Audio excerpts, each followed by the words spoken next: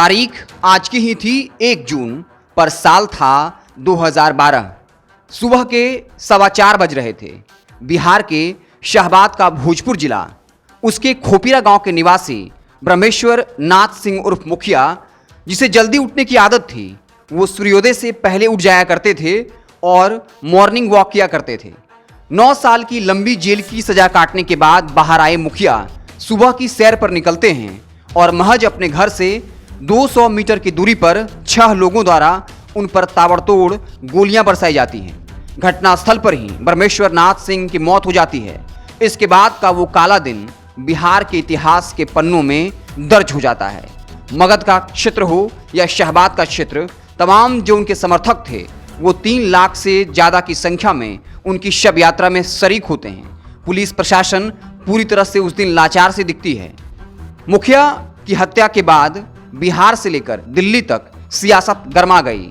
आरा समेत पटना, औरंगाबाद, जहानाबाद और गया जिला समेत अन्य जगहों पर उपद्रव और हिंसा की खबरें देखने को मिली। आरा में सरकारी तंत्र को निशाने पर लिया गया।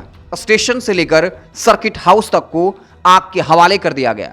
आरा में भीड़ ने तत्कालीन डीजीपी अभयानंद पर भी हमला बोलने की कोशिश की थी और उन पर हाथ तक उठा दिया था। बीजेपी के तत्कालीन प्रदेश अध्यक्ष सीपी ठाकुर और पूर्व विधायक रामाधार शर्मा पर हमला हुआ।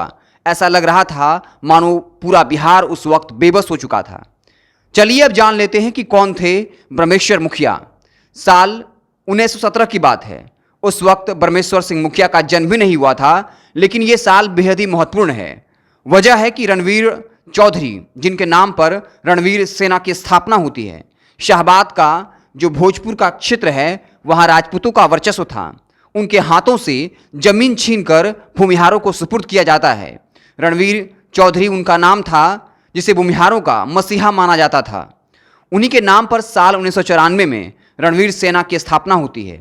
1967 में बंगाल के नक्सलबाड़ी से नक्सल आंदोलन शुरू होता है। बंगाल के जमींदारों की जमीन पर लाल झंडा गाड़ दिया जाता है। यहीं से नक्सल आंदोलन की शुरुआत होती है, जो बिहार पहुंचते पहुंचते इतना भयानक रूप ले लेता है कि सिर्फ 1990 से साल 2000 के बीच में 4 दर्जन से ज़्यादा खूनी नरसंहार हो जाते हैं, जिसमें सभी तबके के लोग मारे जाते हैं। ब्रह्मेश्वर मुखिया का जन्म खोपीरा गांव में हुआ। वो अपने गांव के मुखिया थे।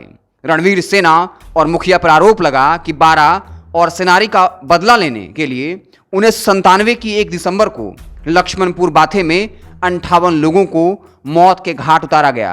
इसके बाद बथानी टोला समेत कुछ और नरसंहारों में भी रणवीर सेना पर आरोप लगे। 29 अगस्त 2002 को पटना के एग्जीबिशन रोड से ब्रह्मेश्वर मुखिया को पुलिस ने गिरफ्तार कर लिया। ब्रह्मेश्वर मुखिया को उस वक्त 277 लोगों की हत्या और उनसे जुड़े 22 अलग अलग मामलों का आरोपी बनाया गया था। 9 साल की सजा काटने के बाद 8 जुलाई 2011 को उनकी रिहाई हुई।